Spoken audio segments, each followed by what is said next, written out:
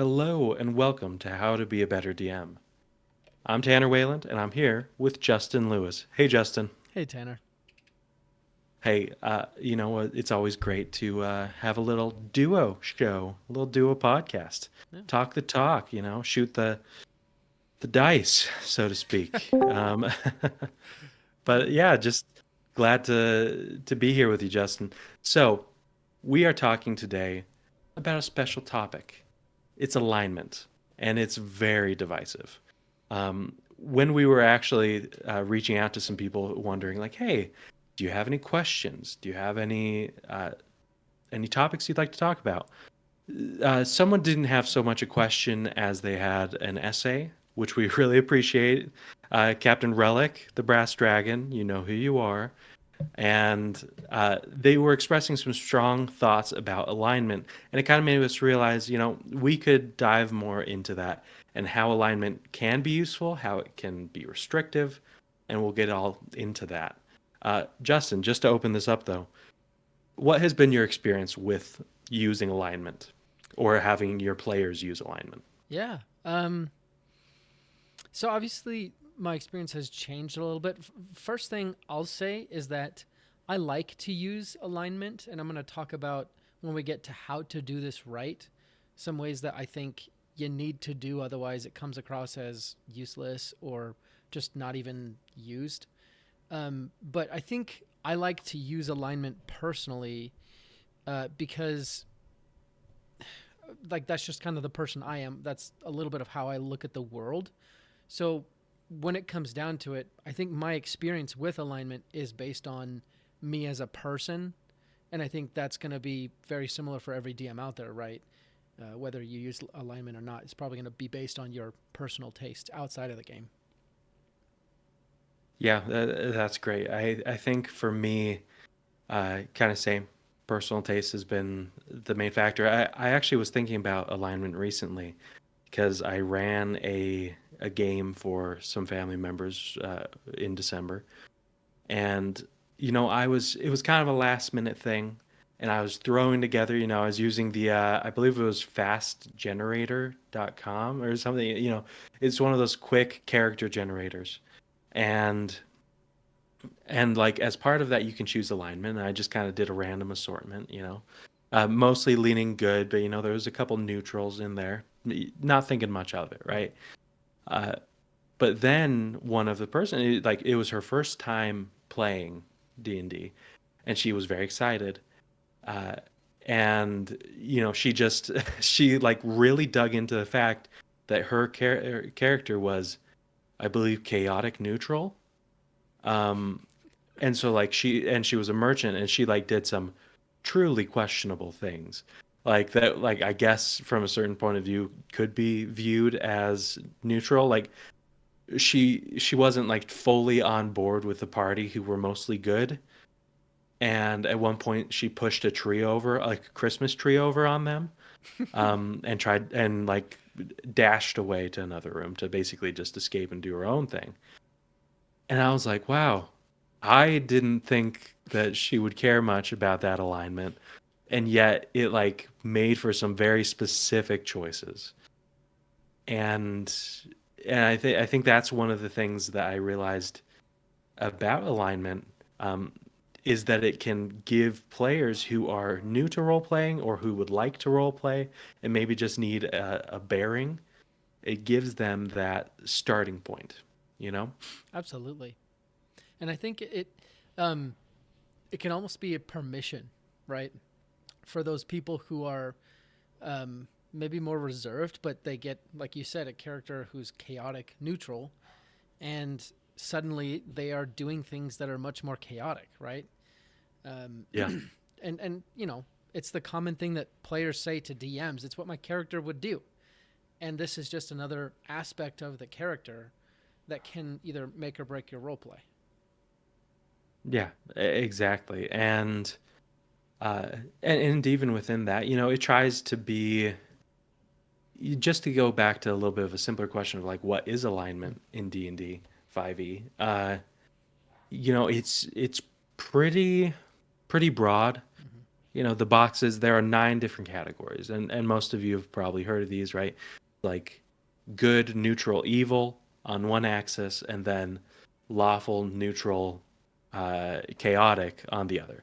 So you'd have lawful good, like a paladin who is always following the rules and like chooses to do good, right? In his own mind. Chaotic good being, oh, they generally do good stuff, but like, oh man, they're wacky. And they don't necessarily like follow the rules, but they aren't trying to be malicious, right? Whereas chaotic evil is like, no, no, they do evil things and they don't care what the rules are.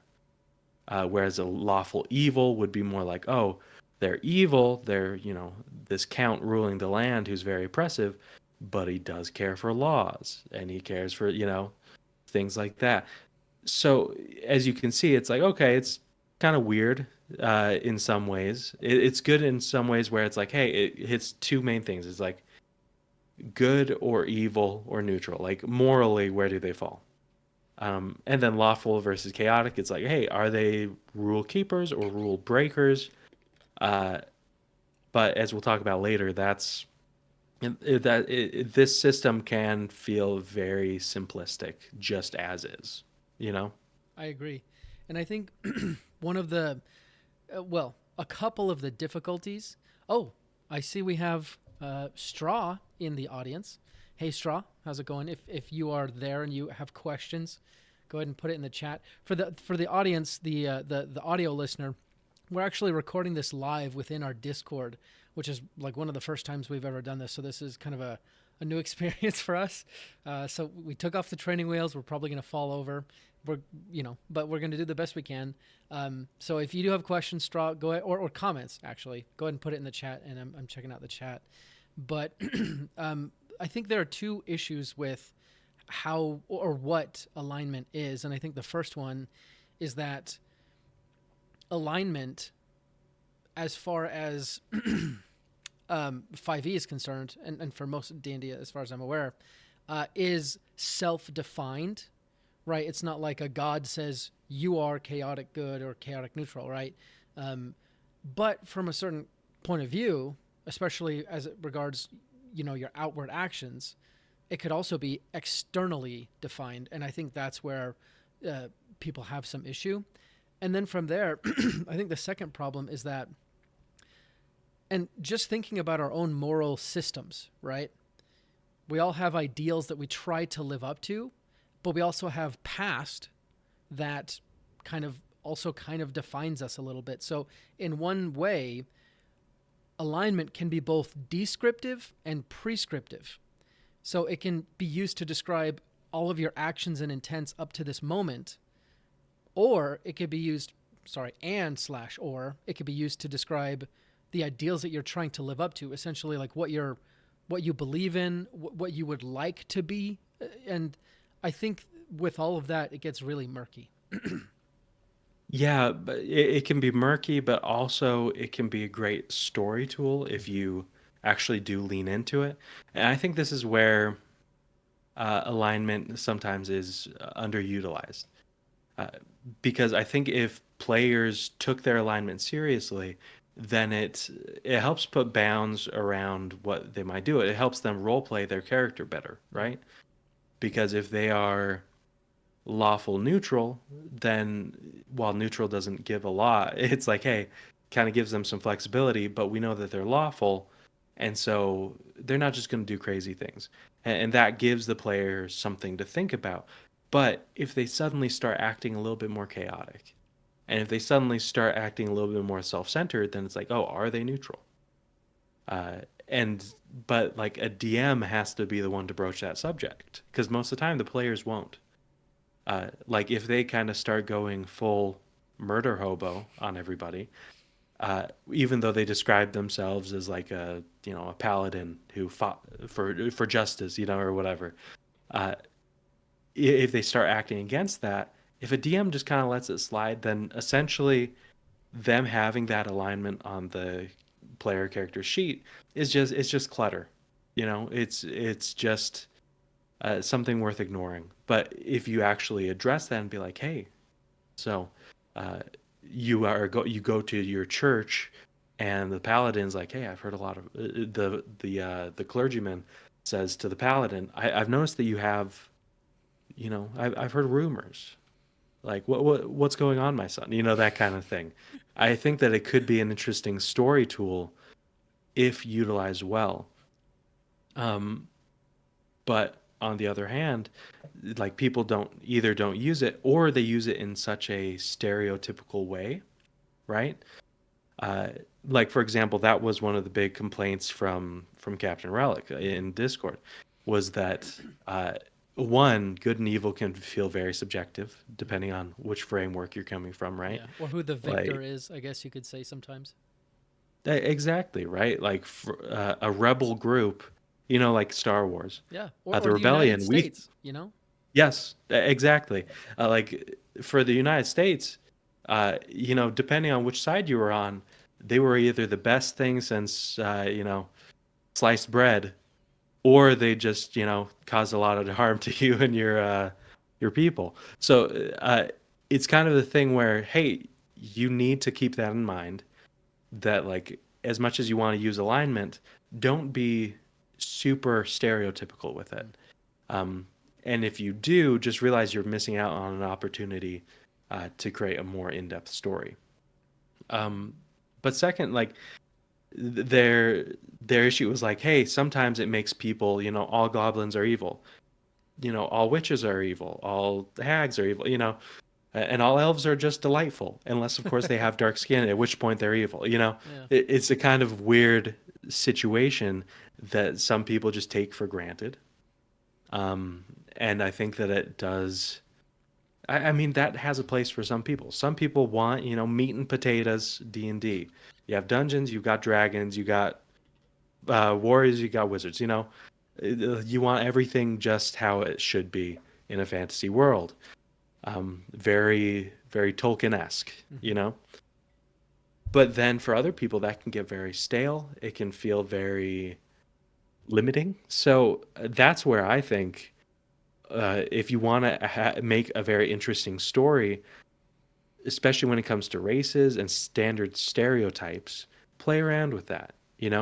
Uh, as much as personally, I'm a religious person, I think playing with that and having a religious figure actually be secretly evil and or chaotic, because a chaotic, clergyman could be hilarious. Yeah. I think that kind of thing provides some interesting story avenues. You know? 100%.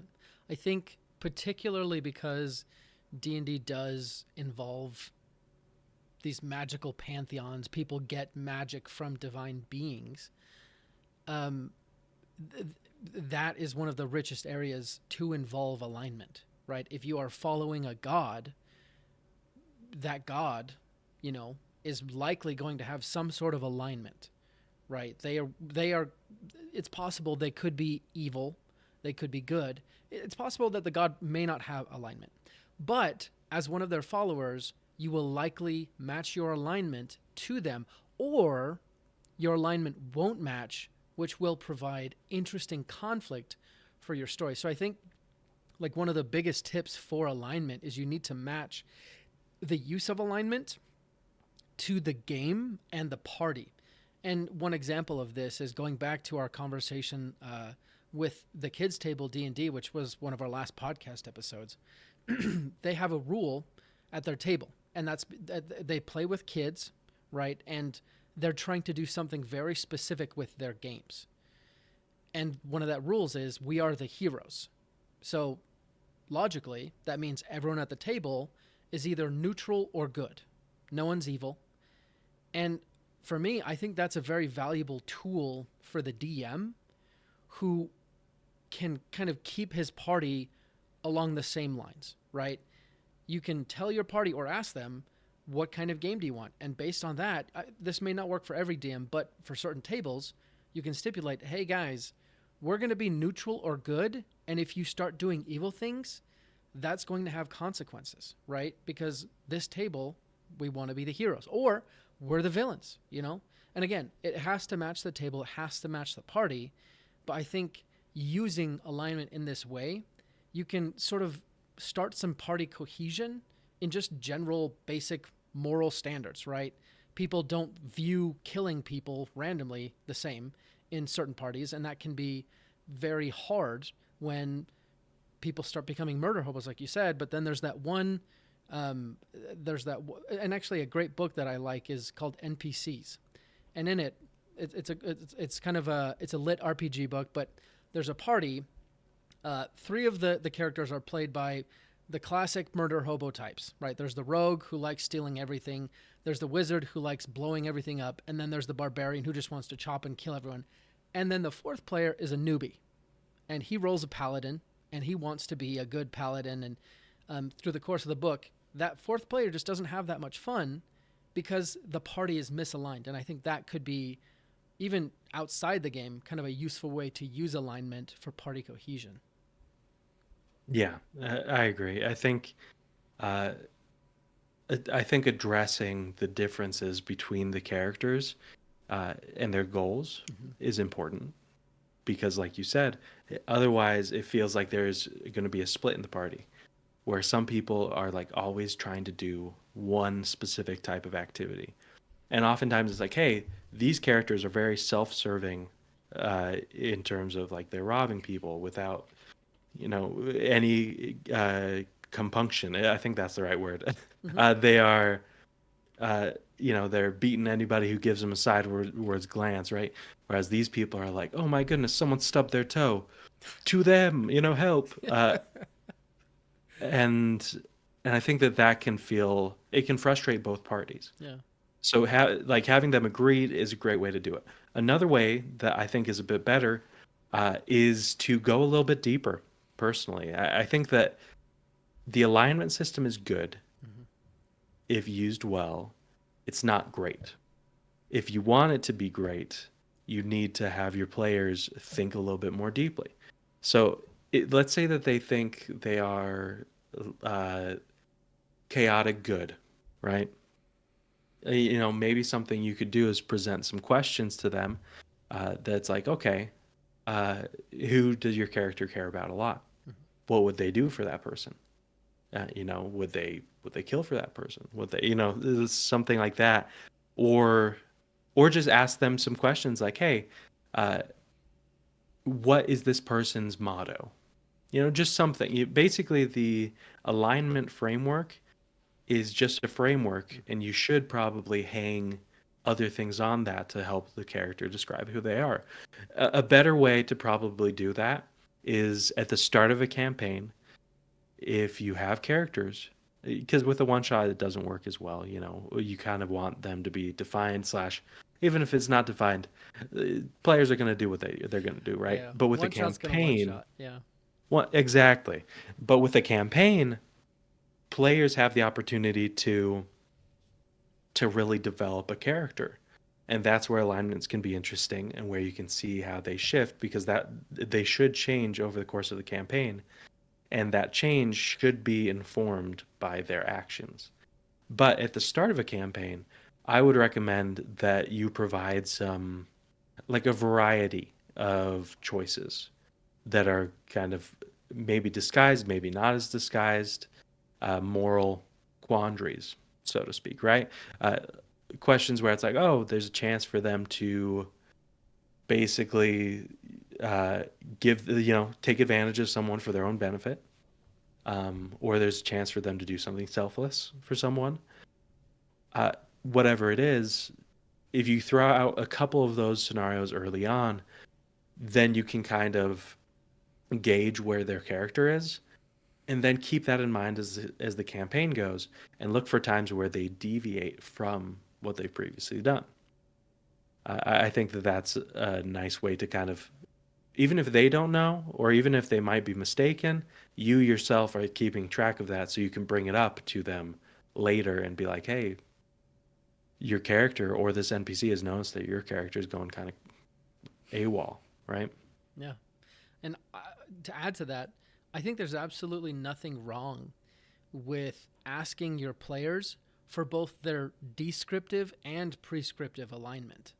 Mm. Right. So a good example is in my personal campaign, my wife is a rogue who is chaotic neutral, right? I essentially tricked her into picking up a cursed weapon. And after working with that weapon for a certain amount of time and killing a certain number of beings with that weapon for a certain amount of time, also she became a werewolf, her alignment shifted to evil. And because of that, I basically said people generally mistrust you. You seem. I was using the rules, not the rules, but like some of the minor effects that you might see on like Knights of the Old Republic, if you've ever played that game. For Hmm. those of you who haven't, it's a Star Wars game. It's awesome, awesome game. Both Knights of the Old Republic 1 and 2. And there's this mechanic in there where you can essentially move yourself along the spectrum of the dark side to the light side of the force. And the closer you get to either end, the more you kind of personify an avatar of the dark side or the light side. So you become dark, your eyes become like angry all the time. People just, you can sense it. And then on the light side, you become a lot lighter. So I was kind of playing around with that. And my wife, she mentioned that her character doesn't want to be this way. Her character wants to be good. And I essentially told her, yeah, okay, you can do that, but it takes consistent actions to change your descriptive alignment. And that was her prescriptive, what she wanted to be, what she was trying to live up to, versus her descriptive. And I think that's a great way or a great time to work through some emotional growth in the character, right? Like, why does the character want to change? Well, they had these bad experiences, and they showed this character that I keep doing this stupid stuff and putting other people's lives in jeopardy, and these people I kind of actually care about, and there are ways for you to create these emotional pivot points in the character's development, right? Yeah, yeah, that's a great. I like that a lot because there's a lot of stories, especially in fantasy, of someone being influenced by something Mm-hmm. and that turning them evil, so to speak, Yep. right? Or giving them cravings. Like someone turns into a werewolf or a vampire, suddenly, like, yeah, they're same person, but they have this big urge. And then if they act on that, if they can't hold that back, then that does inform who they are, even though it's like it kind of muddies the water, so to speak. Um, so I think just as we're ending here, let's, if you have any tips for how to use alignment well and how to use it to tell a better story, please go in. But for me, one thing that I'd like to throw out is, as I said earlier on, it's really good for new players. For new players who aren't used to role playing and who might just be like, "Oh, this is fantasy world. I'll lean into the murder hobo of it all," which I think is like when it's a fantasy world where most of the mechanics, let's be honest, are about fighting. Mm-hmm. It's kind of like, if all you have is a hammer, every problem in the world looks like a nail, right? Yep. I think that's the thing with D&D where for most people it looks like a very aggression, fight, combat um, developed system, and it is in many ways. And so for a lot of people, the murder hobo isn't like, oh, it's because they're moralless monsters. It's because no, that's what the game system. If you aren't used to it, that's kind of an easy, natural like end to that sentence, right? Yeah. And so I think that for new players, giving them the framework of hey, lawful good, chaotic good, neutral, evil, that kind of thing, it can give them it can give you a chance to remind them if they're kind of swaying, and you can remind them in very good storytelling ways, right? Where you're like, so as you're about to do this, you think about your father saying, um, I would never raise my fist to another person. You can like throw in things to remind them, like, oh, right, this isn't how I self-describe my character. Um, so I think for new players, very useful. And in fact, if they're not totally used to the whole role-playing thing, I would recommend it. Yeah. I love that so much. I do think it is a highly useful tool for new players, especially ones that don't necessarily seem like the type of player or the person who would play D&D, right? Like they're giving it a shot.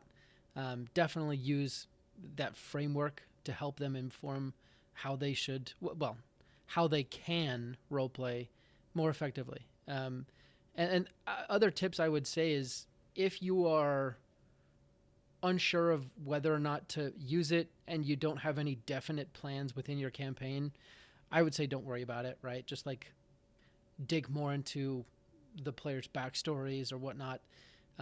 It's just one other thing that you'd have to think about. On the other hand, if you are going to include alignment like you want to, I would make sure that there are elements within your story that make it matter, right? So whether that's including items that only certain alignments can use, or other effects similar to, like I mentioned, Knights of the Old Republic, or I think another game is Fable, where you can get access to certain individuals a little bit easier based on your alignment. I think that is also really fun.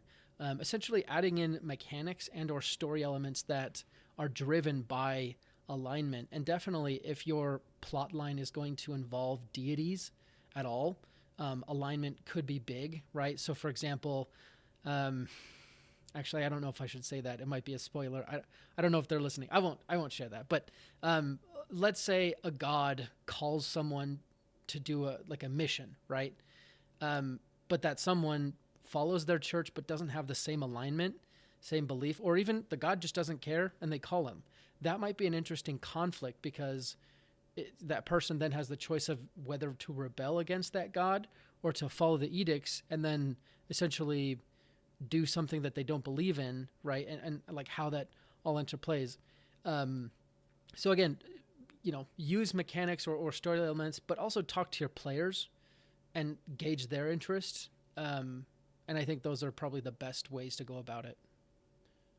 Yeah, and I think that if you've tried your hand at using alignments as they are in D&D 5e, and it's not working for you, consider using another system. Mm.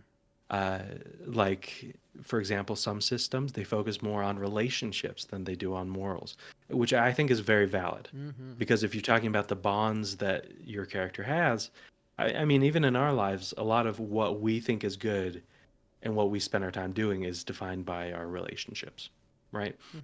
And so, like, having them describe, hey, who is important to them, that can be big. Having them like have a character's personal motto, that can be, it's kind of like a mission statement. It can really frame how they view the world. Same with, some systems have ideals, uh, like Pathfinder. This was mentioned uh, in that post, but they have edicts and anathema, which is basically edicts are they are things that are personal and important to the character. Basically, what they strive to do. Those are the edicts. Anathema are things they would never do, um, and so you can kind of play with that. I think it also makes quests more interesting if you make kind of a gray area, right? Yeah. Uh, and so that's why I was thinking that, like, hey, if you're doing a quest, don't make it always as simple as bad guy doing bad things to good people. Sometimes make it so, like, hey, you're not entirely sure, or the way that you would have to deal with the bad guy actually hurts some good people, or it's through bad means. You know, unless they like did the harder way but the better way morally, right? Yeah. Uh, Also, I think having your villains consider themselves good and just is probably the best way to have an interesting villain. So keep that in mind as well. I will say though, to that point, like you got your devils who know they are evil, right? You got your Sure. demons who, frankly, they know they're evil, but they don't care what evil and good is. Well, no, they do care, but like I think there's a full spectrum, right? And Yeah. there are a lot of really interesting villains that are like, no, I am lawful good, right? Like Thanos. I think you could make the case that he, if he wins and things turn out right, maybe he is lawful good in the end, right? Maybe he becomes the benevolent king, or I don't know, right? And I think that's Yeah. one of the fun things about alignment and D&D in general is that it is the spark of questions that you can ask as the DM that then your players can answer via actions in the game. And then the story is that answer. Yeah, yeah, I couldn't have said it better myself. I think uh, how characters act is the thing that you should really be playing off of. Mm-hmm. Because just deciding alignment is like a quarter of it. The other three-fourths of it are, okay, how are they acting and what are their results? And do you, as the DM, make it obvious that they should be reflecting on how their view of themselves and their actions differ or align? And I think that adds a lot of realism to the story and makes it more interesting in the end. But thank you, Justin. I think this has been, you know, for all of you out there who are still like, I don't know about alignment. Guess what? Us too. I think alignment is a useful tool when you want it to be, Yeah. and there are interesting ways you can use it. But it's also, I mean, it's there's no number associated with it, right? You can't min max alignment, and you also can't. There isn't a right way to tell a story Mm. that uses alignment. You know, people have done all sorts of things. They made a like, oh, a demon that's actually a pretty good guy, or oh, that's an angel who thinks they're really good, but they're really just super haughty and they look down on everybody. Yeah. Even if they don't technically do anything bad. I think that there's a lot of ways you can use it, but if you don't want to use it, no worries. I still recommend that you have characters reflect on their actions, though. Absolutely. Absolutely. Also, I will admit when you said an angel is just super hottie, I thought you were meaning like they were a hottie. Nope. And I was like, yeah, if I was a hottie, I'd probably be evil too. So, it is what it is. You heard it here first. Anyone who's good out there, just because you're not hot enough, apparently. Um, I love it. oh gosh. Okay. Well, um, I guess final thoughts, Justin. Final thoughts. I think alignment can be really fun if done right. Um, like I said, look to games that have done it right. Uh, you know, Knights of the Old Republic, Fable, things like that. If you don't want to use it, don't use it. There are lots of games where they haven't used them. Lots of actual play shows. Um, and hopefully, after all is said and done, hopefully you are good. Whatever that means to you. No, no. Whatever it means to us. Be good according to us. Yes, be good. Don't kill people and steal their stuff. Yes, and that's it. That's all we have for being good. There you go. That's it. You're you're scot free. Scotch If you tape. just don't do this. Or scotch tape. Love it. As Straw just said, be good or very very hot. Yes. Yeah, that's. I You know mean, what? Let's roll initiative. No, I'm just there you kidding. go. Boom. Okay, no, but for reals. Love you all. Thanks for listening, and until next time, let's roll initiative.